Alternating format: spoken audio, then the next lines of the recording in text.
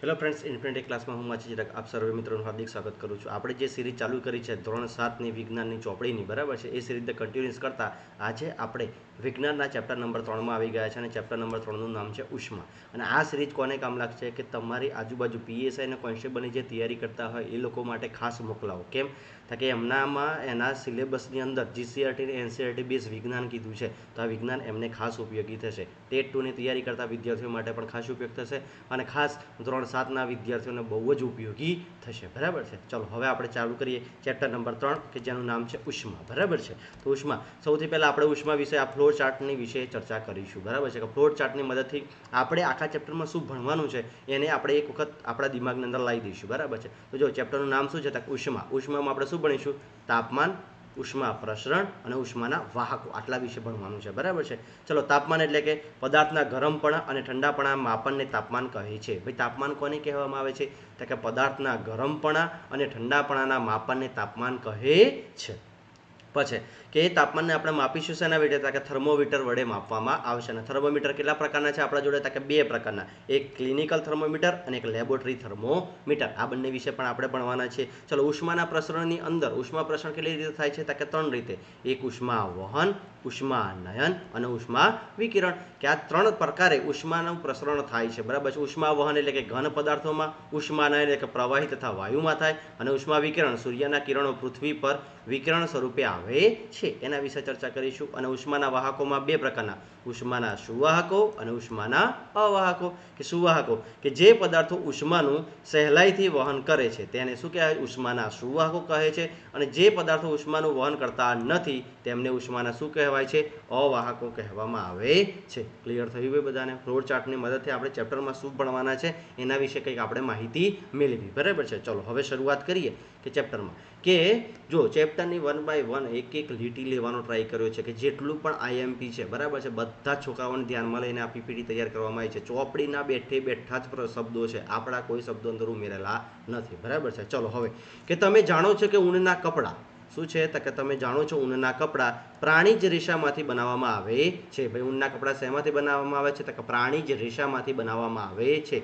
તમે એ પણ જાણો છો કે સુતરાઉ કપડાં વનસ્પતિજન્ય રેશામાંથી બને છે. ભાઈ, ઊનના કપડાં શેમાંથી? તો કે પ્રાણીજ રેશામાંથી. અને સુતરાઉ કપડાં શેમાંથી? તો કે વનસ્પતિજન્ય રેશામાંથી મળે છે. બરાબર છે. ચલો, શિયાળાની ઋતુમાં જ્યારે બહારના ખૂબ જ ઠંડી હોય ત્યારે ઊનના કપડાં પહેરીએ છીએ. અને કપડામાં આપણા શરીરને હુંફાળું રાખે છે. ઊનના કપડાં આપણા શરીરને કેવું રાખે છે? ભાઈ, હુંફાળું રાખે છે. તમે ઉનાળામાં કોઈ દિવસ ઊનના કપડાં પહેરી નીકળ્યા છો? કે ના. કેમ? કે આપણને ગરમી વધારે લાગે. બરાબર છે. કે પછી આગળ, જ્યારે ગરમીની ઋતુમાં હળવા રંગના સુતરાઉ વસ્ત્રો પહેરવાનું પસંદ કરીએ છીએ જે આપણને ઠંડક આપે છે. તો તમને આશ્ચર્ય થયું હશે કે ચોક્કસ ઋતુમાં ખાસ પ્રકારના વસ્ત્રો શા માટે અનુકૂળ છે? કે આપણે શિયાળાની ઋતુમાં, જો અહીંયા કહે છે કે આપણે ઊનના કપડાં, શિયાળાની ઋતુમાં આપણે કયા કપડાં પહેરીએ છીએ? શિયાળાની ઋતુમાં ઊનના કપડાં પહેરીએ છીએ.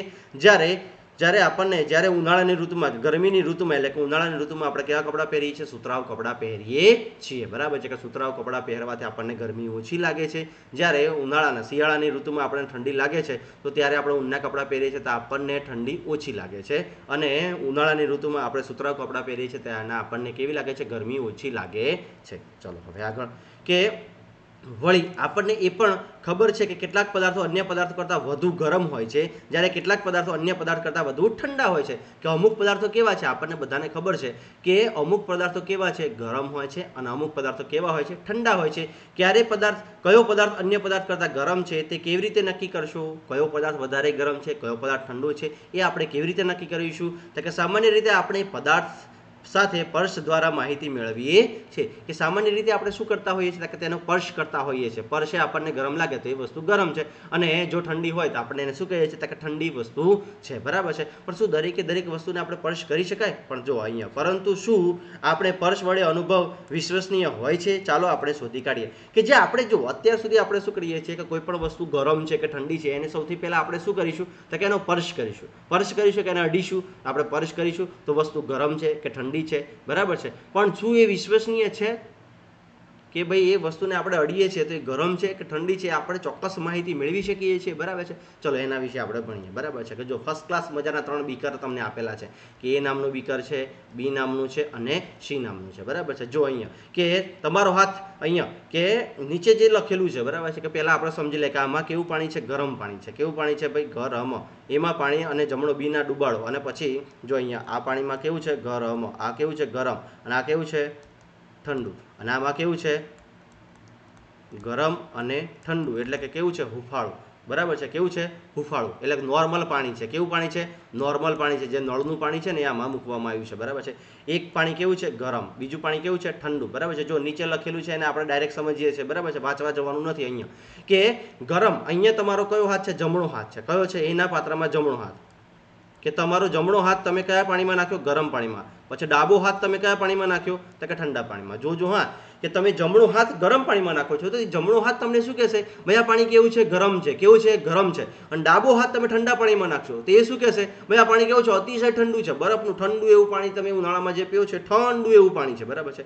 એક હાથ ગરમ પાણીમાં, એક હાથ ઠંડા પાણીમાં. તો જમણો હાથ તમને શું કહે છે? તો કે જમણો હાથ એવું કહે છે કે આ પાત્રની અંદર પાણી કેવું છે? ગરમ છે. કેવું છે ભાઈ? ગરમ છે. અને ડાબા હાથ નાખ્યો એમાં પાત્રમાં પાણી કેવું છે? ઠંડુ છે. કેવું છે ભાઈ? ઠંડુ છે. ક્લિયર થાય છે ભાઈ બધાને? કે આપણને ખબર હતી કે પાત્ર એની અંદર પાણી કેવું છે? ગરમ. એટલે કે આ જમણો હાથ આપણે જેવું નાખીએ તો આપણને શું થાય કે ભાઈ પાણી કેવું છે? ગરમ છે. કેવું છે? ગરમ છે. પછી ડાબો હાથ નાખ્યો તો કે આ પાણી કેવું છે? ઠંડુ છે. અને હવે આપણે નળના પાણીમાં, એટલે કે નહીં ગરમ નહીં ઠંડુ એવા પાણીમાં આપણે સી પાત્રની અંદર, આ પાત્રની અંદર આપણે બંને હાથ નાખી દીધા, જમણો અને ડાબો બંને હાથ એક સાથે નાખ્યા. તો હવે આપણને ગરમ પણ નથી લાગતું અને ઠંડુ પણ નથી લાગતું. કેમ? તો કે જો અહીંયા હવે તમે અહીંયા નક્કી કરી શકશો તો કે 2 જ મિનિટ પહેલા, 2 થી 3 મિનિટ પહેલા તમે એ હાથ ડાબો, એ હાથ શેમાં? એ ગરમ પાણીમાં અને ડાબો હાથ કયા હતા? જમણા પાણીમાં. પછી એ બંને કાઢીને સીધા તમે નળના પાણીમાં નાખો તો શું નળનું પાણી ગરમ છે કે ઠંડુ એવું તમે નક્કી કરી શકો? કે ના, આપણે નક્કી કરી શકતા નથી. એટલે કે આપણે પર્સ દ્વારા કોઈ પણ વસ્તુની ચોક્કસ માહિતી મેળવી શકતા નથી. યાદ રાખજો. ક્લિયર થાય છે ભાઈ બધાને? તમારે ઘરે આ પ્રેક્ટિસ કરવી હોય તો કરી જોજો, બરાબર છે. એક તપેલામાં કેવું પાણી લેવાનું? ગરમ. એટલે કે હાથ નાખવાનો તો તમારો હાથ 2-3 મિનિટ રાખવાનો તો હાથ ગરમ થઈ જશે, બરાબર છે. પછી પાત્ર 2 ની અંદર ઠંડુ પાણી લેવાનું, કે ઠંડુ નાખશો એટલે હાથ કેવો થઈ જશે? એકદમ ઠંડુ. પછી બંને હાથ 2-3 મિનિટ પછી પાત્ર સી ની અંદર એક સાથે નાખવાના. તો નળનું પાણી નોર્મલ પાણી લેવાનું, બરાબર છે. નળનું પાણી હશે તો નઈ પાણી એ તમને જમણો હાથ કહેશે કે ના ગરમ છે, ડાબો હાથ કહેશે ઠંડુ છે, બરાબર છે. એટલે તમે ચોક્કસ પર્સ દ્વારા માહિતી મેળવી શકતા નથી. એટલે કે આપણે કોઈ પણ વસ્તુ છે એ ગરમ છે કે ઠંડી આપણે પર્સ દ્વારા માહિતી મેળવી શકતા નથી અને એ વિશ્વસનીય પણ નથી, બરાબર છે. કે જો તમે ગરમ વસ્તુને અડી અને પછી નોર્મલ વસ્તુ નડશો તો એ વસ્તુ તમને કેવી લાગવાની છે? ગરમ જ લાગવાની છે. જ્યારે તમે ઠંડી વસ્તુમાંથી હાથ કાઢી અને કોઈ પણ વસ્તુ નડશો તો એ નોર્મલ તમને કેવી લાગવાની છે? ઠંડી જ લાગવાની છે. એટલે આપણે પર્સ દ્વારા કોઈ પણ વસ્તુની માહિતી ચોક્કસ મેળવી શકતા નથી કે ભાઈ વસ્તુ ગરમ છે કે ઠંડી, બરાબર છે. ચલો હવે આગળ જોઈએ કે બુજો કહે છે કે મારો ડાબો હાથ કહે છે કે પાત્ર સી માનું પાણી ગરમ છે, જ્યારે જમણો હાથ એવું કહે છે કે પાણી ઠંડુ છે. હવે આ નક્કી કઈ રીતના કરવાનું? કે જે આપણે ગરમ પાણીમાં નાખેલું એ પાણી કહે છે કે ગરમ છે અને ડાબો હાથ જેમાં નાખેલું એ પાણી કેવું છે? ઠંડુ છે. તો હવે આપણે શું કાઢવું? શું તારણ કાઢવું કે ભાઈ સી પાત્રમાં પાણી ઠંડુ છે કે ગરમ? તો બુજોની મૂંઝવણ દર્શાવે છે કે કોઈ પદાર્થ ગરમ છે કે ઠંડુ તે નક્કી કરવા માટે આપણે હંમેશા સ્પર્શ પર આધાર રાખી શકતા નથી. કેટલીક વાર તે છેતરામણીયું સાબિત થાય છે કે આપણે સ્પર્શ વડે કોઈ પણ માહિતી મેળવી શકતા નથી. તો વાસ્તવમાં પદાર્થ કેટલો ગરમ છે તે આપણે કેવી રીતે શોધી શકીએ? પદાર્થના ગરમ હોવાનું પ્રમાણભૂત માપ તાપમાન તરીકે ઓળખાય છે અને તાપમાનનું માપન કરતા સાધનને થર્મોમીટર કહે છે. કે આપણે એક વસ્તુ શોધી છે, એનું નામ શું છે? કે કોઈ પણ વસ્તુનું ગરમ છે કે ઠંડુ એને આપણે શું કહીશું? તાપમાન કહીએ છીએ. શું કહીએ છીએ? તાપમાન કહીએ છીએ. અને એ તાપમાન માપવા માટેનું એક સાધન હોય છે, એનું નામ શું છે? થર્મોમીટર. શું છે ભાઈ? થર્મોમીટર. તો આપણે જેમ ફ્લો ચાર્ટમાં જો આપણે કેટલા થર્મોમીટર ભણવાનું છે? 2 થર્મોમીટર. કેટલા થર્મોમીટર? 2. અને એ જ આપણી પરીક્ષામાં મોસ્ટ આઈએમપી છે, બરાબર છે. એક કયું છે? ક્લિનિકલ થર્મોમીટર અને એક કયું છે? Laboratory thermometer. જો અહીંયા કહે છે કે તાપમાનનું માપન, બરાબર છે. તાપમાનનું માપન આપણે 2 થર્મોમીટર વડે કરીશું, બરાબર છે. ચલો અહીંયા આપણે પહેલા થર્મોમીટર કયું જોઈશું? Clinical thermometer. કે જે થર્મોમીટર વડે આપણા શરીરનું તાપમાન માપવામાં આવે છે તેને ક્લિનિકલ થર્મોમીટર એટલે કે તબીબી થર્મોમીટર કહે છે. શું કહેવામાં આવે છે ભાઈ? ક્લિનિકલ અથવા તો તબીબી થર્મોમીટર કહેવામાં આવે છે. ક્લિયર થાય છે ભાઈ બધાને?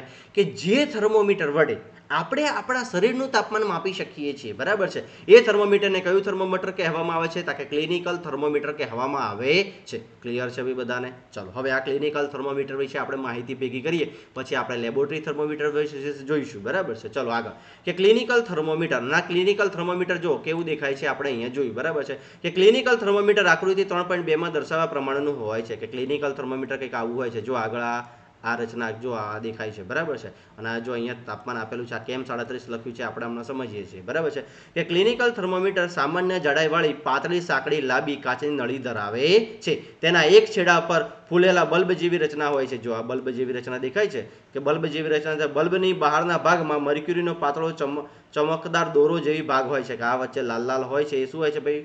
મર્ક્યુરી, એટલે કે શું હોય છે? પારો. શું હોય છે ભાઈ? પારો. કે જો તમને મર્ક્યુરીનો દોરો ન દેખાય તો થર્મોમીટરને પકડીને દેખાય નહીં ત્યાં સુધી ધીરે ધીરે સહેજ ગોળ ગોળ ફેરવો. વળી થર્મોમીટરની સપાટી પરનું અંકન પણ સ્પષ્ટ નજરે પડશે. આ અંકન સેલ્સિયસ માપક્રમમાં હોય છે. ભાઈ થર્મોમીટરનું માપક્રમ શેમાં હોય છે? સેલ્સિયસમાં. શેમાં હોય છે? સેલ્સિયસમાં. શેમાં હોય છે ભાઈ? સેલ્સિયસમાં. સેલ્સિયસ આપણે સી વડે દર્શાવતા હોઈએ છીએ, બરાબર છે. ચલો આગળ કે બુજોને નવાઈ એ લાગી છે કે આકૃતિ 3.2 માં દર્શાવેલ બે માપક્રમમાં કાચના માપક્રમનું વાંચન કરવું. પહેલી એ જાણવું છે કે ભારતમાં સેલ્સિયસ માપક્રમનો સ્વીકાર કરવામાં આવે છે, માટે આપણે સેલ્સિયસ માપક્રમનો ઉપયોગ કરવો જોઈએ. ભાઈ ભારતમાં કયા માપક્રમનો? તો કે સેલ્સિયસ માપક્રમનો ઉપયોગ કરવામાં આવ્યો છે. બીજો માપક્રમ કે 94 થી 108 નો છે, તેને ફેરનહીટ માપક્રમ કહેવાય છે. ને ફેરનહીટને શું કે F વડે દર્શાવવામાં આવે છે. તે અગાઉના સમયમાં આપણે વાપરતા હતા. કે ફેરનહીટ આપણે ક્યાં અગાઉના સમયમાં વાપરતા હતા. અને ક્લિનિકલ થર્મોમીટર 35°C થી 42°C સુધીનું તાપમાન માપી શકે છે. ભાઈ સેલ્સિયસ ક્લિનિકલ થર્મોમીટર કેટલા સુધીનું માપન માપી શકે છે? તો કે 35°C થી 42°C સુધીનું તાપમાન માપી શકે છે. આનાથી ઓછું 35° થી ઓછું સેલ્સિયસ માપક્રમ માપી શકતું નથી, અને 42° થી વધારે માપન માપી શકતું નથી. ક્લિયર થાય છે ભાઈ બધાને? બરાબર છે. અને ફેરનહીટમાં જોવા જઈએ તો આપણને અહીંયા કીધું છે કેટલું છે? 94 થી 108 ફેરનહીટ સુધીનું માપી શકે છે. એટલે તમને ફેરનહીટમાં પૂછાય તો તમારે શું લખવાનું? તો કે ફેરનહીટમાં પૂછાય તો 94° ફેરનહીટ થી 108 ફેરનહીટ સુધીનું માપી શકે છે. જ્યારે સેલ્સિયસમાં પૂછાય તો કેટલું? તો કે 35°C થી 42°C સુધીનું માપી શકે છે. ક્લિયર થાય છે ભાઈ બધાને? કે ક્લિનિકલ થર્મોમીટર કેટલા અંશનું? આ ફેરનહીટ આપણે પહેલા માપતા હતા, અત્યારે આપણે કયું માપીએ છીએ? તો કે સેલ્સિયસમાં માપીએ છીએ. ક્લિયર થાય છે ભાઈ બધાને? કે તમારી પરીક્ષામાં જે પૂછાયો પ્રશ્ન છે આ છે, બરાબર છે. ચલો હવે આગળ કે થર્મોમીટરનું વાંચન કઈ રીતના કરવું. જો સૌથી પહેલા આકૃતિમાં તમને જે રીતે દેખાય છે એ રીતે થર્મોમીટરને તમારી આંખની નજીક, આંખની એક્ઝેક્ટ સામે રાખવાનું છે, બરાબર છે. ચલો હવે કે ચાલો આપણે જોઈએ કે થર્મોમીટરના માપક્રમનું વાંચન કેવી રીતે કરવું. સૌપ્રથમ પાસે આવેલા બે મોટા અંકના વચ્ચેનો તાપમાનનો તફાવત કેટલો છે તે નોંધી લો. વળી તેમની વચ્ચેના ભાગમાં કુલ કેટલા વિભાગો છે નાના અંકન વડે દર્શાવેલા છે તેની પણ નોંધ કરો. ધારો કે બે મોટા અંક વચ્ચેનો તફાવત 1° અથવા 1 ડિગ્રી છે, તો બંને મોટા અંક વચ્ચેના કુલ નાના વિભાગની સંખ્યા 5 હોય તો નાના વિભાગના મૂલ્યનું 1/5 એટલે કે 0.2° કરી શકાય. અને થર્મોમીટરને જીવાણુયુક્ત પ્રવાહી વડે બરાબર સાફ કરી લો. તેને તમારા હાથમાં મર્ક્યુરીવાળા ભાગના વિરુદ્ધ છેડા પરથી પકડી લો. જો આ મર્ક્યુરીવાળો ભાગ છે, આ કેવો છે ભાઈ? મર્ક્યુરી. એના વિરુદ્ધ બાજુ તમારા હાથમાં પકડવાનું છે. જેમ તમને આકૃતિમાં દેખાય છે આ રીતે તમારે પકડવાનું છે. મર્ક્યુરી પારો નીચે ઉતરી જશે. જો પકડી હળવેથી થોડાક ઝાટકા આપો અને આ ઝાટકાને કારણે થર્મોમીટરની નળીમાં રહેલ મર્ક્યુરી પારો નીચે ઉતરી જશે અને મર્ક્યુરીનો દોરો છેડા 35° થી નીચે છે તેની ખાતરી કરો. હવે થર્મોમીટરના બલ્બવાળા મોઢાને છેડાને મોઢામાં મૂકી તમારા જીભની નીચે રહે તેમ રાખો અને 1 મિનિટ બાદ તેને બહાર કાઢી સ્કેલ પરનું તાપમાન વાંચો. આ તાપમાન શરીરનું તાપમાન છે અને તાપમાનને હંમેશા તેના 0°C માં દર્શાવેલું હોય છે. એટલે કે તમારે શું કરવાનું છે, બરાબર છે? સૌથી પહેલા આ રીતે મર્ક્યુરી વાળો ભાગ હોય, બરાબર છે, કે મર્ક્યુરી વાળો ભાગ હોય તેને તમારે અડવાનું નથી, આ રીતે પકડવાનું છે. જ્યારે તમે તમારા શરીરનું તાપમાન માપતા હોય ત્યારે શું કરવાનું છે? સૌથી પહેલા એને ઝાટકા આપવાના છે. પછી ગરમ પાણી વડે આને શું કહેવાય એને નોર્મલ પાણી વડે સાફ કરવાનું છે બરાબર. સાફ કરીને એને 2-3 વખત ઝાટકા આપવાના છે. પછી તમારી જીભના નીચે એને મૂકવાનું છે. નીચે મૂકી અને પછી તમારે સૌથી ઝાટકા આપવા વખતે જોવાનું છે કે ભાઈ મર્ક્યુરીનો છેડો કેટલા સુધી આવી ગયો છે, તો કે 35 અંશ છે કે નથી એ ચેક કરી લેવાનું છે. ચેક કર્યા પછી તમારી જીભને નીચે મૂકવાનું છે. થોડી વાર મૂક્યા પછી એને જોવાનું છે અને કમ્પ્લીટ એનું અંકનનું માપ નોંધવાનું છે બરાબર છે. ચલો હવે જે પરીક્ષામાં આપણે પૂછાય છે એ પ્રશ્ન કે તમે તમારા શરીરનું તાપમાન કેટલું છે તે નોંધ્યું બરાબર છે. કે માનવ શરીરનું સામાન્ય તાપમાન કેટલું હોય છે? 37 અંશ સેલ્સિયસ હોય છે. માનવ શરીરનું તાપમાન કેટલું હોય છે? 37 અંશ સેલ્સિયસ હોય છે. જો અહીંયા કે જ્યાં કીધેલું ને 37 શું બતાવે છે કે નોર્મલ શરીરમાં આપણા શરીરનું ટેમ્પરેચર કેટલું હોય છે? 37 અંશ હોય છે. નોંધો કે તમારા તાપમાનને એક સાથે જ દર્શાવેલા છે. કરો કે તાપમાન તેના કયા એકમ સાથે દર્શાવેલું છે? 37 અંશ ફેરનહીટ જોવાનું, હા, કે 37 અંશ સેલ્સિયસમાં છે કે નથી ચેક કરી લેવાનું ખાસ બરાબર છે. ચલો હવે પહેલી તેના શરીરનું તાપમાન માપ્યું, તેને ચિંતા થવા લાગી કે તેના શરીરનું તાપમાન 37 અંશ જેટલું ચોક્કસ નથી. હવે પહેલી એ માપ્યું તો પહેલીને ચિંતા થઈ કે તમે પણ માપશો અને તમારું ટેમ્પરેચર કદાચ 37 અંશ સેલ્સિયસ ના હોય તો તમે ટેન્શનમાં આવી જાઓ. ટેન્શન લેવાની સહેજ પણ જરૂર નથી બરાબર છે. કે આ 37 અંશ છે આપણે કઈ રીતના નક્કી કર્યું છે એના વિશે આપણે ભણીએ કે શું દરેક વ્યક્તિના શરીરનું તાપમાન 37 અંશ જેટલું જ હોય છે? શું દરેક વ્યક્તિના શરીરનું તાપમાન 37 અંશ ન પણ હોઈ શકે? સહેજ વધુ કે સહેજ ઓછું પણ હોય? વાસ્તવમાં જેણે આપણા શરીરનું સામાન્ય તાપમાન 37 અંશ કહીએ છીએ તે ઘણી મોટી સંખ્યાના તંદુરસ્ત વ્યક્તિઓના શરીરના તાપમાનની સરેરાશ મૂલ્ય છે. અને ક્લિનિકલ થર્મોમીટરની રચના માત્ર માનવ શરીરના તાપમાન માપન માટે જ કરેલી છે. અને સામાન્ય રીતે માનવ શરીરનું તાપમાન 35 અંશથી નીચે કે 42 અંશથી ઉપર જતું નથી. ભાઈ આપણું ટેમ્પરેચર કોઈ દિવસ 35 અંશથી નીચે કોઈ દિવસ જશે નહીં અને 42 અંશથી કોઈ દિવસ વધશે નહીં બરાબર છે. માટે ક્લિનિકલ થર્મોમીટરનું માપક્રમ 35 અંશ સેલ્સિયસથી 42 અંશ સેલ્સિયસ હોય છે. ચલો તમને બધાના ક્લિયર અહીંયા ક્લિનિકલ થર્મોમીટર વિશે બધું ક્લિયર થઈ ગયું કે ક્લિનિકલ થર્મોમીટર બરાબર છે. જો જે પરીક્ષામાં આઈએમપી છે તમારે કેટલું યાદ રાખવાનું છે કે ક્લિનિકલ થર્મોમીટર કેટલાથી કેટલા સુધીનું માપક્રમ દર્શાવે છે? તો કે સેલ્સિયસમાં દર્શાવેલું હોય છે. સેલ્સિયસમાં કેટલા સુધી? તો કે 35 અંશ સેલ્સિયસથી 42 અંશ સેલ્સિયસ વચ્ચેનું હોય છે. અને માનવ શરીરનું તંદુરસ્ત માનવ શરીરનું તાપમાન કેટલું હોય છે? કે 37 અંશ સેલ્સિયસ જેટલું હોય છે. અને ફેરનહીટમાં જોઈએ તો 94 અંશ ફેરનહીટથી 108 ફેરનહીટ સુધીનું હોય છે બરાબર છે. ક્લિયર થાય છે ભાઈ બધાને કે આપણે બધાને કેમ આ ક્લિનિકલ થર્મોમીટર 35 અંશ સેલ્સિયસ અને 42 અંશ સેલ્સિયસ સુધીનું જ બનાવ્યું છે? તો કે કોઈ પણ દિવસ માનવ શરીરનું ટેમ્પરેચર 35 અંશથી નીચે જતું નથી અને કોઈ પણ દિવસ 42 અંશથી ઉપર જતું નથી. યાદ રાખજો બરાબર છે. ચલો હવે આગળ કે બુજોને તોફાની વિચાર આવ્યો અને ક્લિનિકલ થર્મોમીટર વડે ગરમ દૂધનું તાપમાન માપવા માંગે છે. તો પહેલીએ તેને કરતાં અટકાવે છે. કેમ આપણે ગરમ દૂધનું ટેમ્પરેચર માપી શકતા નથી? તો જો સાવચેતી અહીંયા કંઈક આપેલી છે કે માનવ શરીર સિવાયના કોઈ પણ પદાર્થોનું તાપમાન માપવા માટે ક્લિનિકલ થર્મોમીટરનો ઉપયોગ કરવો નહીં. ક્લિનિકલ થર્મોમીટરને તડકા કે અગ્નિની નજીક રાખશો નહીં, તેની તૂટી જવાની સંભાવના છે. કે અગ્નિની નજીક રાખીએ અથવા બહુ જ ગરમ પદાર્થ જોડે રાખીશું તે તૂટી જશે. અને અંદર રહેલી મર્ક્યુરી છે કેવો પદાર્થ છે? ઝેરી પદાર્થ છે. આપણને નુકસાન પહોંચાડી શકે એમ છે બરાબર છે. કે ચલો હવે કયું આવે છે? પ્રયોગશાળામાં વપરાતું થર્મોમીટર. કે પહેલીની જે બુજોને જે પ્રશ્ન થયેલો કે ક્લિનિકલ થર્મોમીટર વડે આપણે ગરમ દૂધનું ટેમ્પરેચર માપી શકીએ કે ના? એના માટે ગરમ દૂધને કેમ? તો કે ક્લિનિકલ થર્મોમીટર આપણને 35 અંશથી 42 અંશ સુધીનું ટેમ્પરેચર માપી શકે છે. તો આપણે ગરમ દૂધને માપવા માટે એક બીજું થર્મોમીટર છે તેનું નામ શું છે? પ્રયોગશાળામાં વપરાતું થર્મોમીટર એટલે કે લેબોરેટરી થર્મોમીટર. કયું છે ભાઈ? Laboratory thermometer. જો અહીંયા કે માનવ શરીર સિવાયના પદાર્થોના તાપમાન કેવી રીતે માપી શકીએ? આ હેતુ માટે અન્ય પદાર્થો પણ બનાવવામાં આવેલા છે. આમાંનું એક થર્મોમીટર લેબોરેટરી થર્મોમીટર તરીકે ઓળખાય છે. અને સામાન્ય રીતે લેબોરેટરી થર્મોમીટરની રેન્જ -10 અંશ સેલ્સિયસથી 110 અંશ સેલ્સિયસની હોય છે. ભાઈ કેટલી હોય છે? તો કે -10 અંશ સેલ્સિયસથી 110 અંશ સુધીની હોય છે બરાબર છે. જુઓ ક્લિનિકલ થર્મોમીટર કેટલું હતું? 35 અંશ સેલ્સિયસથી 42 અંશ સેલ્સિયસ બરાબર છે. અને લેબોરેટરી થર્મોમીટર કેટલું હોય છે? જો લેબોરેટરીમાં અહીંયા જો બલ્બ પારાવાળો ભાગ છે, અહીંયા મર્ક્યુરી જેવો ભાગ હશે બરાબર છે. આ દોરા જેવો ભાગ છેક સુધી જશે બરાબર છે. એ જેટલું ટેમ્પરેચર હોય એટલું કહેશે બરાબર છે. આ કયું છે? Laboratory thermometer. કેવું છે ભાઈ? Laboratory thermometer. બંને ચિત્રો જોયા તમને ખાસિયત જણાતી હશે બરાબર છે. ખાસિયત આપણે જોવાની છે બરાબર છે. આગળ ચલો અહીંયા ક્લિયર થાય છે કે ક્લિનિકલ થર્મોમીટર 35 અંશથી 42 અંશ સુધી, લેબોરેટરી થર્મોમીટર -10 અંશ સેલ્સિયસથી 110 અંશ સેલ્સિયસ સુધીનું માપન કરી શકે છે બરાબર છે. ચલો હવે આગળ કે ચાલો આપણે આ થર્મોમીટરનો ઉપયોગ કેવી રીતે થાય છે તે શીખીએ. છીએ, બરાબર છે. કે જો બાજુમાં કે ગરમ પાણી લેબોરેટરીના થર્મોમીટરની વડે પાણીનું તાપમાન માપવામાં આવે છે. કે ગરમ પાણીને આપણે કહીને જો મર્ક્યુરી વાળો ભાગ પાણીની અંદર છે, ગરમ પાણીની અંદર છે, અને અહીંયા છેડાથી તમારે પકડવાનું છે હાથ રીતે, જેમ આકૃતિમાં દર્શાવેલું છે એ રીતે, બરાબર છે. ચલો હવે આ પ્રવૃત્તિ જોઈએ, બરાબર છે. કે પ્યાલો કે બીકરમાં થોડુંક નળનું પાણી ભરો. હવે લેબોરેટરી થર્મોમીટર વડે તેને મર્ક્યુરી વાળો છેડો પાણીમાં ડૂબે રહે તેમ રાખો. જો પાણીમાં ડૂબી રહે તેમ રાખો. બલ્બ વાળો છેડો પાત્રના તળિયે કે દિવાલને અડકે નહીં. જો પાત્રની તળિયે અડકવું ના જોઈએ અને દિવાલને પણ અડકવું જોઈએ નહીં, એમ ખ્યાલ રાખવાનો. થર્મોમીટરને ઊભું પકડી રાખો. હવે થર્મોમીટરના પાતળા વેહમાં મર્ક્યુરીની હલનચલનને ધ્યાનથી નિહાળો. થર્મોમીટરના પાતળા વેહરમાં પારો સ્થિર થાય ત્યાં સુધી રાહ જુઓ. તે સ્થાને સ્થિર થઈને સ્થાનનું અંક નોંધો અને તે સમયનું પાણીનું તાપમાન નોંધો. કે જો હવે ક્લિનિકલ થર્મોમીટરને આપણે શું કરતા હતા, બંનેમાં ધ્યાન શું રાખવાનું છે કે ક્લિનિકલ થર્મોમીટરને આપણે જીભના તળિયા નીચે મૂકતા હતા, પછી આપણે ચેક કરતા હતા. શું કરતા હતા ભાઈ? પછી આપણે ચેક કરતા હતા, બરાબર છે. જ્યારે કે નળના પાણીનું ટેમ્પરેચર આપણે કઈ રીતના ચેક કરવાનું છે, કે પાણીની અંદર ડુબાડ્યું, બરાબર છે, અને થિયરીમાં જોવાનું છે પાણીની અંદર બહાર કાઢશો તો તમારો પારો હલી જશે, બરાબર છે.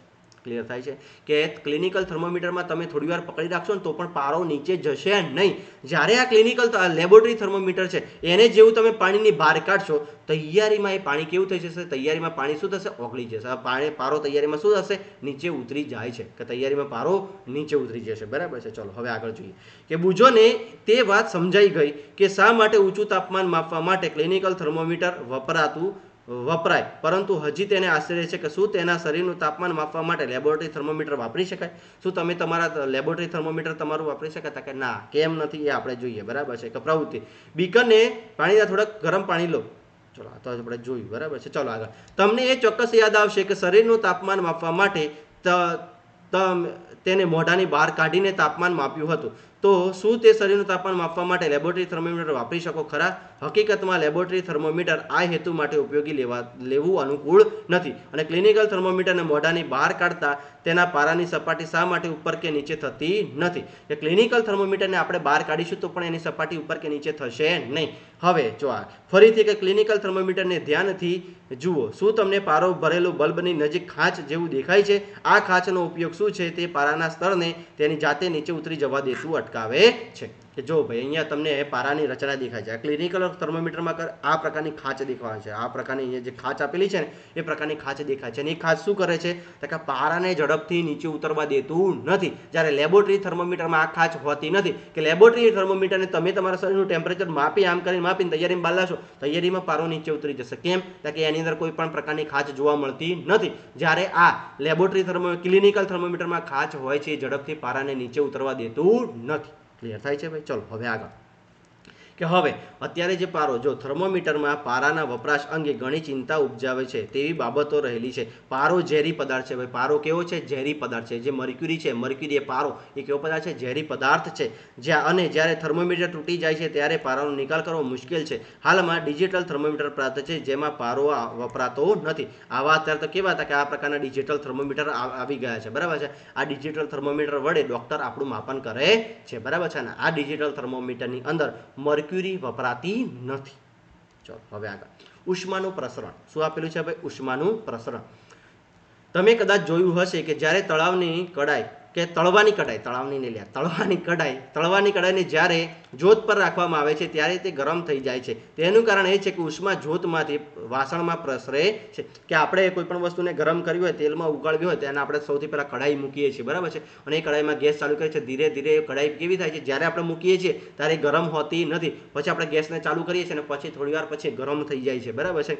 કે જ્યારે કડાઈને જોતથી દૂર કરવામાં આવે છે ત્યારે ધીમે ધીમે ઠંડી પડે છે. શા માટે ઠંડી પડે છે? આ વખતે ઉષ્મા કડાઈની વાતાવરણ તરફ વહન થતી હોય છે. તો હવે તમે સમજી શકો છો કે બંને કિસ્સામાં ઉષ્મા ગરમ પદાર્થથી ઠંડા તરફ વહે છે. વાસ્તવમાં બધા જ કિસ્સામાં ઉષ્માનું વહન ગરમથી ઠંડા પદાર્થ તરફ થાય છે. વાસ્તવમાં દરેકે દરેક પદાર્થમાં ગરમ પદાર્થમાંથી ક્યાં ઠંડા પદાર્થ તરફ જ ઉષ્માનું વહન થાય છે. યાદ રાખજો કે ઉષ્માનું વહન કયા પદાર્થથી? ગરમ પદાર્થથી ઠંડા તરફ થાય છે, ઠંડાથી ગરમ થાય છે, અથવા ગરમથી ગરમ થાય છે, અથવા ઠંડાથી ઠંડા થાય છે. તો યાદ રાખવાનું કે ઉષ્મા વહન હંમેશા ગરમ પદાર્થથી ઠંડા પદાર્થ તરફ જ થાય છે, બરાબર છે. એના સિવાય થતું નથી. ક્લિયર થાય છે? બધાને સમજાય છે? ચલો હવે આગળ જોઈએ, બરાબર છે. કે ઉષ્માનું વહન કેવી રીતે થાય છે, ચાલો આપણે તે શોધી કાઢીએ કે ઉષ્માનું વહન કઈ રીતના થાય છે. બરાબર છે કે એલ્યુમિનિયમની એક લોખંડ જેવી ધાતુનો નાનો સળિયો કે પટ્ટી લો. પટ્ટી પર મીણના થોડાક નાના ટુકડાઓ સહેજ ગરમ કરીને ચોંટાડો. આ ટુકડાઓ લગભગ સમાન અંતરે જ રાખો. પટ્ટીની સ્ટેન્ડ પર ગોઠવો. જો સ્ટેન્ડ પ્રાપ્ત ન હોય તો પટ્ટીને એક છેડાની બે ઈંટો વચ્ચે ભરાવી દો. હવે પટ્ટીના બીજા છેડાને ગરમ કરો અને તેનું અવલોકન કરો. મીણના ટુકડાનું શું થાય છે? શું આ ટુકડા પીગળીને નીચે પડવા લાગે છે? મીણનો કયો ટુકડો સૌથી પહેલા પડી જાય છે? શું તમને વિચાર આવે છે? ચલો હા, જે અહીંયા કે સ્ટેન્ડ ના મળે તો આ બે ઈંટોની વચ્ચે એના સ્ટીલની પટ્ટી મૂકો. બરાબર છે, આ પટ્ટી છે અને પટ્ટી પર જો આ મીણ લગાવેલું છે. આ મીણ સમય અંતરે મીણ લગાવો. શું લગાવવાનું છે ભાઈ? મીણ લગાવેલું છે અને અહીંયાથી પટ્ટીને ગરમ કરો. બરાબર છે કે અહીંયાથી પટ્ટીને ગરમ કરીશું તો ધીરે ધીરે આ પટ્ટી ગરમ થતી થતી આ રીતે આગળ વધશે. બરાબર છે, અને અહીંયા રહેલું મીણ જો નીચે પડે છે, પછી અહીંયા રહેલું મીણ નીચે પડે છે. પણ આ મીણ પડે છે કોઈ દિવસ? તાકે ના. તો પટ્ટી અહીંયાથી ગરમ થતી થતી થતી થતી ધીરે ધીરે આ રીતે કંઈક આગળ વધે છે. બરાબર છે, અહીંયાથી ગરમ થતી થતી કંઈક આ દિશામાં આગળ વધશે. બરાબર છે, જો અહીંયા કે મીણબત્તીની જ્યોત ઉષ્મા તેની નજીકના છેડાથી દૂર છેડા તરફ પ્રસરે છે. કે નજીકથી ક્યાં જાય છે? દૂર જાય છે. ક્યાં જાય છે? નજીકથી દૂર જાય છે. તો શું કહે છે કે પદાર્થના ગરમ છેડા અને ઠંડા છેડા તરફ ઉષ્મા વહન થવાની ક્રિયાને આ ક્રિયાને ઉષ્મા વહન કહે છે. ઠંડા છેડાથી ગરમ છેડા તરફ જાય. બરાબર છે કે ગરમ છેડા એક બાજુ ગરમ છે, જો અહીંયાથી આ ગરમ છેડો, આ કયો છેડો છે ભાઈ? ગરમ છેડો. અને આ કયો છેડો છે? ઠંડો. બરાબર છે, ઠંડો. એટલે કે ગરમથી ઠંડા તરફ જાય છે. આને શું કહેવામાં આવે છે? ઉષ્મા વહન કહે છે. ભાઈ ક્લિયર થાય છે ભાઈ ઉષ્મા વહન કોને કહેવાય છે? ચલો હવે આગળ કે ઘન પદાર્થમાં સામાન્ય રીતે ઉષ્માનું પ્રસરણ ઉષ્મા વહનની ક્રિયા દ્વારા થાય છે. યાદ રાખજો કે ઘન પદાર્થમાં કઈ ક્રિયા દ્વારા? તો ઉષ્મા વહનની ક્રિયા દ્વારા વસ્તુ ગરમ થાય છે, ઉષ્માનું પ્રસરણ થાય છે. બરાબર છે, ચલો હવે આગળ કે પ્રવૃત્તિ 3.7 કે નાના પાત્રમાં અથવા બીકરમાં પાણી ગરમ કરો. પાણી શું કરવાનું છે? ગરમ કરો. તેમાં સ્ટીલની ચમચી, પ્લાસ્ટિકની માપપટ્ટી, પેન્સિલ, દ્વિભાજક જેવી વસ્તુઓ ભેગી કરીને તેમના એક છેડો બીકરમાં ગરમ પાણીમાં ડૂબાડો અને થોડી મિનિટ રાહ જુઓ. કે જો અહીંયા પાણી ગરમ છે. બરાબર છે, એક બાજુ પ્લાસ્ટિકની ફૂટપટ્ટી છે, પછી પેન્સિલ છે, સ્ટીલની ચમચી છે. બરાબર છે, જો આ દ્વિભાજક છે. બરાબર છે, ચલો પ્લાસ્ટિકને અડશો તો પ્લાસ્ટિક ગરમ તમને લાગશે ખરું? ના લાગે. પ્લાસ્ટિકમાં ઉષ્માનું વહન થાય ખરું? તાકે ના થાય. એટલા માટે જ આપણે જ્યારે રસોઈ કરતા હોઈએ છીએ ત્યારે એના હાથા કેવા હોય છે? પ્લાસ્ટિકના હોય છે. કેમ? કે પ્લાસ્ટિકમાં ઉષ્મા જતી નથી. ચલો પેન્સિલ, લાકડું ગરમ થતું જોયું છે? તાકે ના, લાકડું તો શું થાય? સળગી જાય. લાકડું હશે નહીં. સ્ટીલ, તાકે હા, સ્ટીલનો ચમચો તમે જોયો છે, શાક વગાડતા હોય ત્યારે ચમચો ભૂલથી રહી જાય, ચમચા નાડો છો ત્યારે ચમચો ગરમ થઈ જાય છે. બરાબર છે, આ શું છે એ આપણે જોઈએ. બરાબર છે કે ચલો અહીંયા કે જે પદાર્થો પોતાનામાંથી ઉષ્માનું વહન સરળતાથી થવા દે છે તેને ઉષ્માના સુવાહક પદાર્થો કહે છે. કે જે પદાર્થમાંથી ઉષ્માનું વહન સરળતાથી થાય એને ઉષ્માના શું કહેવાય છે? સુવાહકો કહે છે. અને એના ઉદાહરણ તરીકે શું છે? એલ્યુમિનિયમ, લોખંડ અને તાંબુ. જે પદાર્થો પોતાનામાંથી ઉષ્માનું વહન સરળતાથી થવા દેતા નથી તેને ઉષ્માના મંદ પદાર્થો કહે છે. જેમ કે પ્લાસ્ટિક, લાકડું ઉષ્માના મંદ વાહકો એટલે કે અવાહકો છે. તો શું યાદ રાખવાનું છે કે જેમાંથી ઉષ્મા કે જે વસ્તુ ગરમ થાય છે એ ઉષ્માના કેવા છે? સુવાહકો. જેમાંથી ઉષ્મા પસાર થાય તેને ઉષ્માના સુવાહકો કહે છે. જેમ કે એલ્યુમિનિયમ છે, લોખંડ છે, તાંબુ છે, આ બધા શું છે? ઉષ્માના સુવાહકો છે. જ્યારે લાકડું છે, પ્લાસ્ટિક છે, બરાબર છે, આ બધા કેવા છે? ઉષ્માના મંદ વાહક એટલે ઉષ્માને પસાર થવા દેતા નથી. મંદ વાહક એટલે કે આપણે એના અંદર નાખીશું થોડી વાર ગરમ લાગશે પણ આગળના છેડા સુધી જવા દેતા નથી. બરાબર છે, તો ઉષ્માના સુવાહકો કોને કહેવાય અને ઉષ્માના અવાહકો કોને કહેવાય? ક્લિયર થાય છે કે જે પદાર્થમાંથી ઉષ્મા પસાર થવા દે કે એને શું કહેવાય છે? આપણે ઉષ્માના સુવાહકો કહેવાય છે. જેમાંથી ઉષ્મા પસાર થતી નથી એને ઉષ્માના કેવા કહેવાય છે? તો અવાહકો કહેવામાં આવે છે. ચલો હવે નીચે બે વસ્તુ કે જેનો આપણે રોજ અવારનવાર ઉપયોગ કરતા હોઈએ છીએ કે પાણી છે. શું છે? પાણી અને હવા ઉષ્માના મંદ વાહકો છે. ભાઈ પાણી અને ઉષ્માના કેવા છે? મંદ વાહકો છે. તો પછી તેમાં ઉષ્માનું પ્રસરણ કેવી રીતે થતું હશે? ચાલો આપણે શોધી કાઢીએ કે પાણી અને હવા કેવા છે? ઉષ્માના મંદ વાહકો છે. ચોક્કસ યાદ રાખજો. બરાબર છે કે પાણી અને હવા કેવા છે? તો ઉષ્માના મંદ વાહકો છે. ચલો આગળ કે મીણબત્તીની જ્યોતની નજીક તળિયાના ભાગનું પાણી ગરમ થાય છે. જો આ અહીંયા બર્નર મૂકેલું છે, જો બર્નર દેખાય છે અહીંયાથી ગરમ થાય છે. આ જો ધીરે ધીરે પાણી ગરમ થતું ઉપર જશે અને ઉપરનું ઠંડુ પાણી ક્યાં આવશે? તો નીચે આવશે. જો હા કે અહીંયા ગરમ થાય છે, અહીંયા પાણી ગરમ થશે એટલે આ ગરમ ઉપર જશે અને એ ઠંડુ ક્યાં થઈને આવશે? તો ઉપરવાળું ઠંડુ પાણી નીચે આવશે. જ્યારે તમે હીટર કે પાણીને ગરમ કરતા ત્યારે આ વસ્તુ ખાસ તમારે જોવાની છે. બરાબર છે કે નીચેના કંઈક કણો હશે એ ઉપર આવશે અને ઉપરના કણો નીચે જશે. બરાબર છે, આવી જ ઘટના જોવા મળશે કે અહીંયાથી પાણી ગરમ થતું આ રીતે ઉપર જશે અને ઉપરવાળું ગરમ ક્યાં આવશે તો કે નીચે આવે છે, બરાબર છે.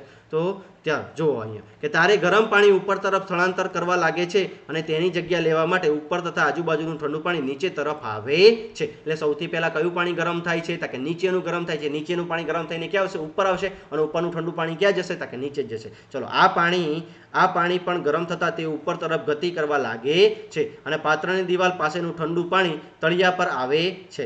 જ્યાં સુધી બધું જ પાણી ગરમ ન થઈ જાય ત્યાં સુધી આ પ્રક્રિયા ચાલ્યા કરે છે. કે બધું જ પાણી ગરમ નહીં થઈ જાય ત્યાં સુધી આ પ્રક્રિયા ચાલશે. એટલે કઈ પ્રક્રિયા? તો કે ગરમ પાણી ઉપર જશે, ઉપરનું ઠંડુ પાણી નીચે આવશે. જ્યાં સુધી બધું પાણી ગરમ ના થાય ત્યાં સુધી આ જ પ્રક્રિયા ચાલશે. કે નીચેનું પાણી ગરમ થશે, ઉપર જશે, ઉપરનું ઠંડુ નીચે આવશે, ફરી ગરમ થયેલું ઉપર જશે, ફરી નીચે આવશે. ક્યાં સુધી આ પ્રક્રિયા ચાલશે? તો કે જ્યાં સુધી બધું પાણી ગરમ ના થઈ જાય ત્યાં સુધી આ પ્રક્રિયા ચાલશે. અને આ પ્રકારના પ્રશ્નને ઉષ્માનયન કહે છે. ઉષ્માનયન કોને કહેવાય? ક્લિયર થઈ ગયું કે નીચેની વસ્તુ ગરમ થઈને ઉપર જાય, ઉપરની ઠંડી વસ્તુ નીચે આવે, ઉપર નીચે આ ઘટના ચાલે, એને શું કહેવાય? ઉષ્માનું નયન કહે છે. એક સાથે આખી વસ્તુ ગરમ થતી નથી, હા, કે ઉપર ગરમ થયેલી ઉપર જાય છે, નીચે આવે છે. આને શું કહેવાય? ઉષ્માનું નયન કહે છે. ચલો હવે હવામાં ઉષ્મા કેવી રીતે વહન કરે છે અને ધુમાડો કઈ દિશામાં જાય છે એના વિશે આપણે શોધવાનું છે, બરાબર છે. કે ગરમ પદાર્થોના સંપર્કમાં રહેલી હવા ગરમ થતા તે ઉપર તરફ ગતિ કરે છે અને બાજુમાં ઠંડી હવા તેની જગ્યાએ આવે છે. આ રીતે હવા ગરમ થતી હોય છે. નીચેની પ્રવૃત્તિ વડે આ વસ્તુ સુનિશ્ચિત કરો.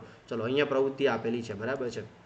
જો સૌથી પહેલા આપણે અહીંયા આકૃતિમાં સમજી લઈએ કે ઉષ્માનયન વડે હવા કઈ રીતના ગરમ થાય છે. કે જો અહીંયા કે બે હાથ તમારે આ રીતે રાખ્યો છે, બરાબર છે. કે આ એક હાથ છે, આ એક, અને આ બીજો હાથ છે. આ 1 નંબરનો હાથ અને આ બીજા નંબરનો હાથ, બરાબર છે. કે જો હું 1 નંબર બોલું અને 2 નંબર બોલું એ તમારે યાદ રાખવાનું, બરાબર છે. કે અહીંયા દિવસ આ જે મીણબત્તી સળગે છે, બરાબર છે, કે મીણબત્તીની જ્યોત છે, બરાબર છે. આ મીણબત્તીની જ્યોત જે સળગે છે એ સળગે છે તો સૌથી પહેલા શું કરશે કે જે હવા ગરમ થશે એ ક્યાં જશે? ઉપર જશે. એટલે કે સૌથી પહેલા તમને ગરમ કયા? તો કે 1 નંબરના હાથમાં તમને હવા કેવી લાગશે? ગરમ લાગશે. જ્યારે આ બાજુમાં તમને હવા, આ 2 નંબરના હાથ પર તમને હવા ગરમ થતી જોવા નહીં મળે. એ 2 નંબરનો હાથ કોઈ દિવસ તમારો ગરમ થશે નહીં. તમે બધાએ ચેક કર્યું હશે, બરાબર છે, કે જ્યારે દીવો લઈ જવાનો ત્યારે તમે ઉપર હાથ નથી રાખતા, તમે નીચે રાખો છો. કેમ?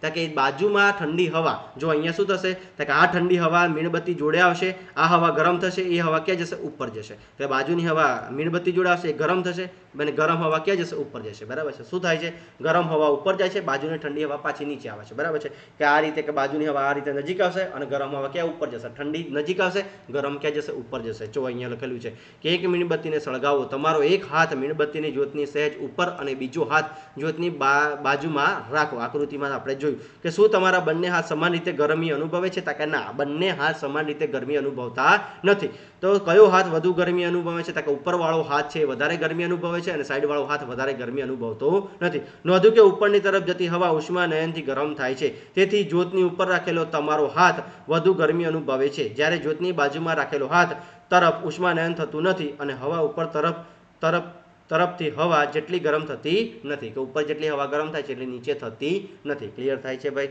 પાણીમાં કઈ રીતના ઉષ્માનયન થાય છે અને હવામાં કઈ રીતના ઉષ્માનયન થાય છે એના વિશે સમજ્યા? ક્લિયર થયું બધાને? ચલો હવે આપણે આગળ ભણીએ, બરાબર છે. કે સમુદ્ર કાંઠામાં, બરાબર છે, કે સમુદ્ર કાંઠા વિશે આપણે જોઈએ, બરાબર છે. ચલો અહીંયા કે સમુદ્રના વિસ્તારોમાં વસતા લોકો અદ્ભુત ઘટનાનો અનુભવ કરતા હોય છે. દિવસ દરમિયાન સમુદ્રના પાણી કરતાં જમીન ઝડપથી ગરમ થાય છે.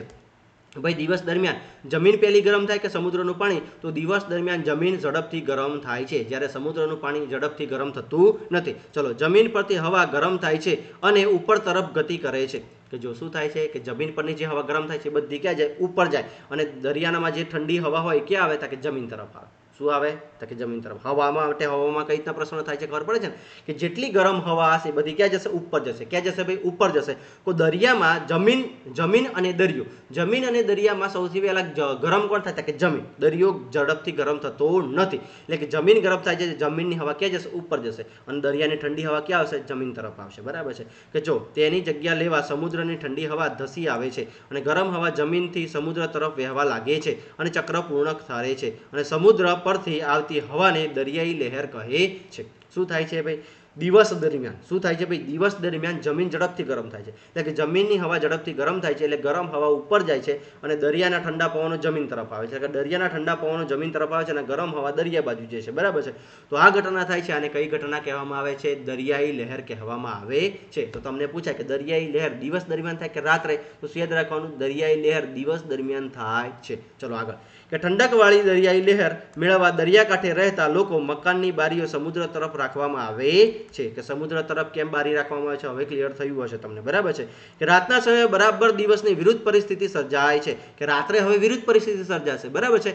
કે જમીન ઝડપથી ઠંડી થઈ જશે, જ્યારે દરિયો ઝડપથી ઠંડો થતો નથી. તો હવે શું થશે રાત્રિ દરમિયાન? કે જમીન ઝડપથી ઠંડી થશે એટલે હવા ઠંડી થઈ જશે, જ્યારે દરિયાની હવા ઠંડી થશે નહીં, એટલે દરિયાની હવા ઉપર જશે અને જમીનની લહેર એ જમીનના પવનો ક્યાં જશે? દરિયા બાજુ જશે. કેમ? કે દરિયો તો ઠંડો થશે નહીં, એટલે દરિયાની હવા ઉપર જશે અને જમીનના જે ઠંડી હવા હશે દરિયા તરફ જશે, બરાબર છે. તો સમુદ્રના પાણી જમીનની સાપેક્ષે ઠંડુ પડતા વાર લાગે છે, આથી જમીન પરની ઠંડી હવા સમુદ્ર તરફ વહે છે, તેને ભૂલહેર કહે છે. તો હવે ક્લિયર થયું બધાને કે દિવસ દરમિયાન કઈ લહેર ફૂંકાય છે? તો કે દરિયાઈ લહેર આવે છે. કેમ? તો કે દિવસે જમીન ઝડપથી ગરમ થાય છે અને દરિયો ઝડપથી ગરમ થતો નથી, એટલે કે ગરમ હવા ઉપર જાય છે, એનું સ્થાન દરિયાના ઠંડા પવનો લે છે, એટલે એને કઈ કહેવાય? દરિયાઈ લહેર કહેવામાં આવે છે. જ્યારે રાત્રિ દરમિયાન જમીન ઝડપથી ઠંડી થઈ જાય છે, દરિયાનું પાણી ઝડપથી ઠંડુ થતું નથી, એટલે કે ગરમ હવા હશે, તો આ જમીનની જે ઠંડી હવા હશે, જમીનની જે ઠંડી હવા હશે એ કઈ જશે? દરિયા બાજુ જશે, તેને શું કહેવામાં આવે છે? ભૂલહેર કહેવામાં આવે છે. ચલો આપણે ચિત્ર દ્વારા સમજીએ, બરાબર છે. કે જો દિવસ દરમિયાન, કે દિવસ દરમિયાન જમીન કેવી હશે? ગરમ હશે, તો આ બધા પવનો ક્યાં જશે? ઉપર જશે. ક્યાં જશે? ઉપર જશે. કે જો આ બધા આ બાજુ આવશે, બરાબર છે. તો આને કઈ કહેવાય? દિવસ દરમિયાન કે આ કઈ કહેવાય? દરિયાઈ લહેર કહેવાય. અને રાત્રિ દરમિયાન કે જમીનનો ઠંડો પવન દરિયા બાજુ જશે, આને શું કહેવાય? રાત્રિ દરમિયાન. તો આને શું કહેવાય? ભૂલહેર કહેવામાં આવે છે. જો કે જમીન ઝડપથી ગરમ થશે, તે હવા દરિયા બાજુ જશે અને દરિયાને ઠંડી હવા જમીન બાજુ આવશે, તો આને શું કહેવાય? દરિયાઈ લહેર. શું કહેવાય ભાઈ? દરિયાઈ લહેર કહેવાય. અને આ ગરમ હવા કે દરિયાની જે જમીનની ઠંડી હવા છે એ ક્યાં બાજુ જશે? દરિયા બાજુ જશે. દરિયાની ગરમ હવા ક્યાં બાજુ? જમીન બાજુ આવશે, તો આને શું કહેવામાં આવે છે? ભૂલહેર કહેવામાં આવે છે. તો પરીક્ષામાં તમને ભૂલહેર અને દરિયાઈ લહેર વિશે પૂછે તો યાદ રાખજો. અને સિમ્પલ પ્રશ્ન તમારે કોમેન્ટમાં જવાબ આપવાનો છે કે રાત્રિ દરમિયાન કઈ લહેર થાય છે? ભૂલહેર થાય કે ભૂલહેર જોવા મળે છે કે દરિયાઈ લહેર જોવા મળે છે? દિવસ દરમિયાન કઈ લહેર જોવા મળે છે? દરિયાઈ લહેર કે ભૂલહેર જોવા મળે છે? કોમેન્ટમાં તમારે જવાબ આપવાનો છે, બરાબર છે. ચલો હવે આગળ ભણીએ, બરાબર છે. આપણે કે જ્યારે આપણે સૂર્યના તડકામાં આવીએ છીએ ત્યારે આપણા સામાન્ય ગરમીનો અનુભવ થાય છે. સૂર્યમાંથી આવતી આ ઉષ્મા આપણા સુધી કેવી રીતે પહોંચે છે? સૂર્યની ઉષ્મા વહન કે ઉષ્મા નયનની ઘટના દ્વારા પહોંચી શકે નહીં, કારણ કે સૂર્ય તથા પૃથ્વી વચ્ચે મોટા ભાગના અવકાશમાં હવા જેવું કોઈ માધ્યમ હોતું નથી. કે સૂર્ય અને પૃથ્વી વચ્ચે, કે આપણે સૂર્ય અને પૃથ્વી વચ્ચે હવા જેવું કોઈ માધ્યમ જ નથી. તો ઉષ્મા નયન કે ઉષ્મા વહન દ્વારા આપણા સુધી એ હવા પહોંચવાની જ નથી, એ કિરણો આપણા સુધી પહોંચવાના નથી. તો સૂર્યની ગરમી આપણા સુધી કયા માધ્યમથી પહોંચે છે? ઉષ્મા વહનના માધ્યમથી? તાકે ના. ઉષ્મા નયનના માધ્યમથી? તાકે ના. તો કયા માધ્યમથી પહોંચે છે? કે જો આગળ, કે સૂર્યમાંથી આપણા તરફ આવતી ઉષ્મા અન્ય એક પ્રક્રિયા દ્વારા પહોંચે છે, જેને ઉષ્મા વિકિરણ કહે છે. તો પરીક્ષામાં ખાસ યાદ રાખજો કે સૂર્યની ગરમી આપણા સુધી કયા માધ્યમથી પહોંચે છે? તો કે ઉષ્મા વિકિરણના માધ્યમથી પહોંચે છે. કયા માધ્યમથી પહોંચે છે? ઉષ્મા વિકિરણના માધ્યમથી પહોંચે છે. વિકિરણ તથા ઉષ્મા પ્રસરણને કોઈ માધ્યમની જરૂર પડતી નથી. ઉષ્મા વિકિરણની ઘટના માધ્યમની હાજરી હોય કે ના હોય પણ થાય છે. જ્યારે આપણે રૂમ હીટરની સામે બેસીએ છીએ ત્યારે પણ વિકિરણ દ્વારા જ ઉષ્મા મેળવતા હોઈએ છીએ. અને ગરમ વાસણોને જોતને દૂર મૂકવામાં આવે તો તે વાસણમાં વિકિરણ દ્વારા ઉષ્મા ગુમાવે છે અને ઠંડા પડે છે. આપણું શરીર પણ વિકિરણ દ્વારા વાતાવરણમાંથી ઉષ્મા આપે છે તથા વાતાવરણની ઉષ્મા મેળવે છે. આપણું શરીર ભાઈ જો તો તમે કઢાઈને પેલું ગેસ પર મૂક્યો તો બરાબર છે, પછી ગેસ બંધ કરી દો છો, ધીરે ધીરે વાસણ ઠંડુ થાય છે, તો એમાંથી ગરમી કયા હતા? કે ઉષ્મા વિકિરણના મારફતે દૂર થાય છે. આપણું શરીર પણ કયા? કે ઉષ્મા વિકિરણથી આપણું શરીર પણ ગરમ થાય છે. અને ઉષ્મા વિકિરણથી સૂર્યની ગરમી આપણને કયા હતા? કે ઉષ્મા વિકિરણથી આપણને મળે છે, બરાબર છે. ચલો આગળ, કે બધા જ ગરમ પદાર્થો ઉષ્મા વિકિરણ કરે છે. બધા જ ગરમ પદાર્થો શું કરશે? ઉષ્મા વિકિરણ કરે છે. કેમ? તો કે આપણને બધાને ખબર છે કે કોઈ પણ વસ્તુ ગરમ વસ્તુ એને આપણે થોડી વાર મૂકી રાખશો તો એ ધીરે ધીરે ઠંડી પડવા લાગે છે. કેમ? તો કે ઉષ્મા વિકિરણ દ્વારા એ ઉષ્મા ગુમાવે છે. જ્યારે આ ઉષ્મા કોઈ પદાર્થની સપાટી પર આપાત થાય છે ત્યારે તે કેટલાક ભાગ શોષાય છે અને કેટલાક ભાગ પરાવર્તન પામે છે. વળી કેટલાક ભાગ પદાર્થમાંથી પસાર થઈ બહાર નીકળે છે અને પદાર્થમાં શોષાતી ઉષ્માને કારણે પદાર્થનું તાપમાન વધે છે. પદાર્થનું તાપમાન શું થાય છે ભાઈ? વધે છે. ક્લિયર થાય છે ભાઈ બધાને? ચલો હવે આગળ. હવે જે કે આપણે પહેલી સ્લાઇડમાં જોયું હતું, બરાબર છે. કપડા વિશે આપણે વાત કરીએ. ઉનાળાની ઋતુ તથા શિયાળાની ઋતુમાં પહેરવામાં આવેલા વસ્ત્રો કે કેવા વસ્ત્રો પહેરીએ છીએ, બરાબર. પહેલી સ્લાઇડમાં આપણે જોયું છે, બરાબર છે, કે ઉનાળાની ઋતુમાં આપણે સુતરાઉ કપડાં પહેરીએ છીએ, જ્યારે શિયાળાની ઋતુમાં આપણે ઊનના કપડાં પહેરીએ છીએ. કેમ પહેરીએ છીએ આપણે જોઈએ કે તમે જાણો છો કે ઉનાળામાં હવે આપણે હળવા રંગના વસ્ત્રો તથા શિયાળાની ઋતુમાં આપણે ઘેરા રંગના વસ્ત્રો પહેરવાનું પસંદ કરીએ છીએ. આવું શા માટે? ચાલો આપણે તેવું શોધી કાઢીએ કે ઉનાળાની ઋતુમાં આપણે સુતરાઉ એટલે કે ઓછા હળવા રંગવાળા વસ્ત્રો પહેરીએ છીએ, સફેદ કપડાં આપણે વધારે પહેરવાનું પસંદ કરીએ છીએ, બરાબર છે. જ્યારે શિયાળાની ઋતુમાં આપણે ગાળા એટલે કે કાળા કલરના કપડાં વધારે પહેરવાનું પસંદ કરીએ છીએ, ઘાટા રંગના કપડાં વધારે પસંદ કરીએ છીએ. કેમ? એના વિશે આપણે ભણીએ, બરાબર છે. કે જો અહીંયા બે તપેલા છે, બરાબર છે, કે આ પ્રવૃત્તિ છે એટલે આપણે બધું લખેલું છે, પણ એને આપણે જોઈએ કે એક તપેલાની બહાર કેવો કલર કરેલો છે? કાળો કલર. જો દેખાય છે તમને? કાળો કલર કરેલો છે. અને બીજું તપેલામાં સફેદ કલર કરેલો છે. કેવો છે? સફેદ કલર, બરાબર છે. હવે બંને તપેલાને તમારે ક્યાં મૂકી દેવાના છે? તો કે બપોરે ગરમ તડકામાં મૂકી દેવાના છે, બરાબર છે. ચલો જોઈએ કે પતરાના એક સરખા ડબ્બા લો. એક ડબ્બાની બહારની સપાટીને કાળો રંગ તથા બીજા સપાટીને સફેદ રંગ લગાવો. એકને આપણે કેવો રંગ કરી દીધો? કાળો. અને બીજા તપેલાને કેવો? તો કે સફેદ, બરાબર છે. કે હવે બંને ડબ્બામાં સમાન પ્રમાણમાં પાણી ભરી બંનેમાં સરખું પાણી ભરવાનું છે અને તડકામાં આશરે 1 કલાક સુધી મૂકી રાખો અને બંને પાત્રોમાં રહેલા પાણીના તાપમાન માપો. તમને આ તાપમાનમાં તફાવત જોવા મળ્યો? હા. આ બંને જો તમે તમારા ઘરે આવું કરશો કે એક તપેલાની અંદર કાળો રંગ કરી દેશો અને બીજા તપેલાને સફેદ રંગ કરી દેશો અને બંને તપેલામાં સરખું નળનું પાણી ભરી અને 1 કલાક સુધી જો તડકામાં મૂકી દેશો, બરાબર છે, તો કાળા રંગમાં તપેલામાં તમને શું દેખાશે? ગરમ પાણી. કેવું હશે? પાણી કેવું થશે? ગરમ હશે. અને આ પાણી કેવું હશે? ઠંડુ હશે. કેવું હશે ભાઈ? ઠંડુ હશે. કેમ? તો કે આ જે કાળો રંગ છે એ ગરમીને દૂર થવા દેતો નથી. એ ગરમીને શું રાખે છે? શોષી રાખે છે, એટલે પકડી રાખે છે. ત્યારે સફેદ શું કહે છે? ગરમીને દૂર કરી દે છે. એટલે કે એ પાણી બહુ ગરમ તમને થયું જોવા મળશે નહીં, બરાબર છે. કે જો શું કહે છે કે પ્રવૃત્તિ 3.10માં વપરાયેલા બંને ડબ્બામાં સમાન તાપમાનવાળું 60 પાણી સમાન જથ્થામાં ભરો. હવે બંને ડબ્બાને ઓરડાના એક છાયાવાળા પર મૂકી રાખો.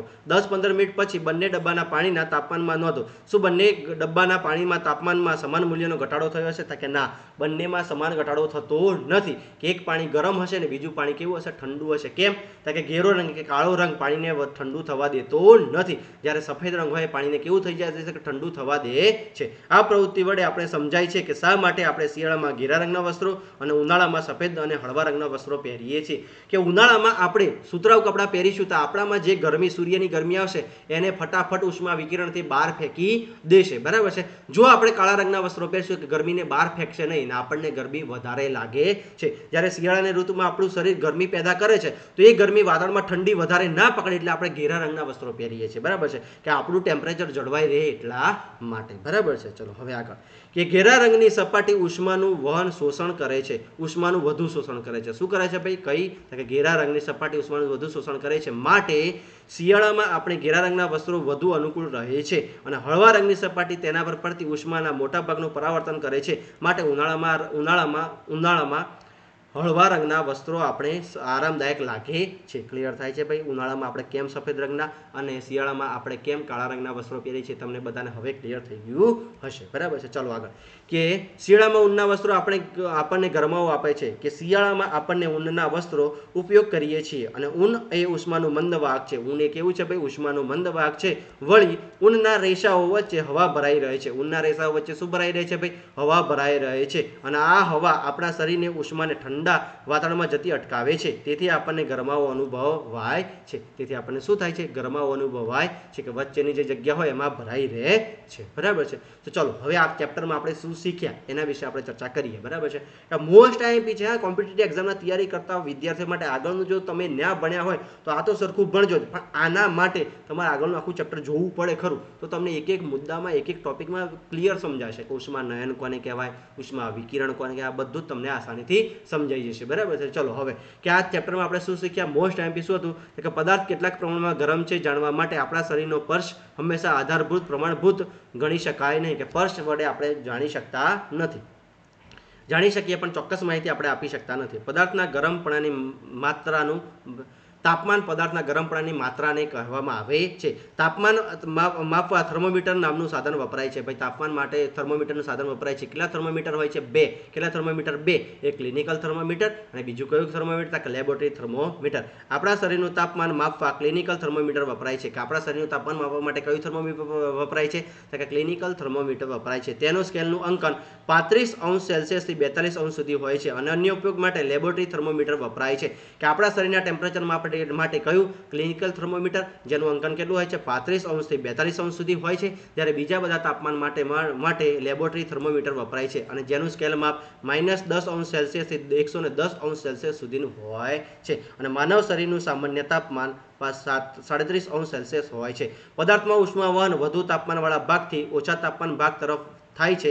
વળી સંપર્કમાં રહેલા પદાર્થો પૈકી વધુ તાપમાનવાળા પદાર્થથી ઓછા તાપમાનવાળા પદાર્થ તરફ ઉષ્માનું વહન થાય છે અને એક પદાર્થ બીજા પદાર્થ તરફ ઉષ્માનું વહન 3 પ્રકારે થાય છે: ઉષ્મા વહન, ઉષ્માનયન અને ઉષ્મા વિકિરણ. ઘન પદાર્થમાં આપણને શું જોવા મળે છે? ઉષ્મા વહન જોવા મળે છે. પછી વાયુ અને પ્રવાહીમાં શું જોવા મળે છે? ઉષ્માનયન જોવા મળે છે. અને સૂર્યમાંથી આપણી ગરમી ઉષ્મા વિકિરણ. આપણું શરીર કઈ ગરમી ફેંકે છે? તો કે ઉષ્મા વિકિરણ દ્વારા ગરમી ફેંકે છે. કે તપેલું ગરમ હોય એને ઠંડુ ધીરે ધીરે થાય છે. કયા? તો કે ઉષ્મા વિકિરણ દ્વારા થાય છે. ચલો, સામાન્ય રીતે ઘન પદાર્થ ઉષ્માનું પ્રસરણ ઉષ્મા વહન દ્વારા થાય છે. પ્રવાહી તથા વાયુનું ઉષ્માનું પ્રસરણ ઉષ્માનયન દ્વારા થાય છે. જ્યારે ઉષ્મા વિકિરણ દ્વારા ઉષ્માનું વહન માટે માધ્યમની હાજરી જરૂરી નથી. ઉષ્મા વિકિરણમાં કોઈ પણ માધ્યમની જરૂર રહેતી નથી. ક્લિયર થયું ભાઈ બધાને? કે જે પદાર્થો ઉષ્માનું સહેલાઈથી વહન કરે છે તેને ઉષ્માના સુવાહકો કહે છે અને જે પદાર્થો સહેલાઈથી પસાર થવા દેતા નથી તેને ઉષ્માના અવાહકો કહે છે. ઘેરા રંગના પદાર્થો આછા રંગના પદાર્થો કરતાં વધુ ઉષ્મા શોષણ કરે છે. આથી ઉનાળાની ઋતુમાં આપણે હળવા રંગના વસ્ત્રો આરામદાયક લાગે છે. ઉનાળાની ઋતુમાં આપણે કેવા? તો કે આરામદાયક વસ્ત્રો પહેરવા જોઈએ. ઊનના કપડાં શિયાળાની ઋતુમાં આપણા શરીરને ગરમાવો આપે છે. આમ થવાથી કારણે ઊન ઉષ્મામાં મંદવાહક છે. વળી તેમાં રેસાઓમાં હવા રહેલી હોય છે. કે તેમના રેસાઓમાં શું રહેલી હોય છે ભાઈ? હવા રહેલી હોય છે. ચલો આગળ, કે શું તેના વિશે તમે જાણો છો? કે 1742માં એન્ડર સેલ્સિયસ નામના સ્વીડન ખગોળશાસ્ત્રીના માનમાં સેલ્સિયસ માપક્રમનું નામ પાડવામાં આવ્યું હતું. કે માપક્રમનું નામ, સેલ્સિયસ માપક્રમનું નામ કોના નામ પરથી? તો કે 1742ની સાલમાં એન્ડરસન, શું છે ભાઈ નામ? શું છે? Anderson Celsius. અને એના માનમાં જ આપણે શું કર્યું છે? સેલ્સિયસ નામ પાડ્યું છે. તેને ઉકળતા પાણીના તાપમાનમાં 0°C અને પાણીના તાપમાને 0°C અને બરફના તાપમાને 100°C તેમ માપક્રમ નક્કી કર્યો હતો. પરંતુ થોડા જ સમયમાં આ માપક્રમ ઉલટાવવામાં આવ્યો હતો. એને બરફમાં આ સેલ્સિયસ શું કર્યું હતું ખબર છે? કે બરફને કેવું? તો કે 100°C કરી દીધું અને ઉકળતા પાણીને 0° કરી દીધું. પણ અત્યારે આપણે શું કહીએ છીએ? તો કે ઉકળતા પાણીને કેટલા? તો કે 100°C લઈએ છીએ, જ્યારે બરફને કેટલા? તો કે 0°C લઈએ છીએ. બરાબર છે? કે જો આ એન્ડર સેલ્સિયસની વાત કરીએ છીએ કે ગરમ વસ્તુ હોય એને શું કર્યું? ઉકળતા ગરમ, કે ઉકળતું ગરમ પાણી હોય એને શું કરી દીધું? 0°C તાપમાન નક્કી કર્યું. અને બરફનું શું કરી દીધું એને? તો કે બરફને 100°C નક્કી કર્યું. બરાબર છે? પણ આપણે અત્યારે શું નક્કી કરીએ છીએ? તો કે ઉકળતું પાણી હોય એને 100°C લઈએ છીએ અને બરફને 0°C લઈએ છીએ. ક્લિયર થયું બધાને? ચલો, તો અહીંયા આપણે આપણા ચેપ્ટરને પૂરું કરીએ છીએ અને તમારી આજુબાજુ પણ જે છોકરાઓ હોય એમને મદદરૂપ થાય એમના સુધી આ પહોંચાડજો. તો જો તમને વિડીયો સારો લાગે છે તો આપણી ચેનલમાં લાઇક કરો, શેર કરો અને ચેનલને સબસ્ક્રાઈબ કરવાનું ભૂલતા નહીં. બરાબર છે? અસ્તુ. જય હિન્દ, જય ભારત.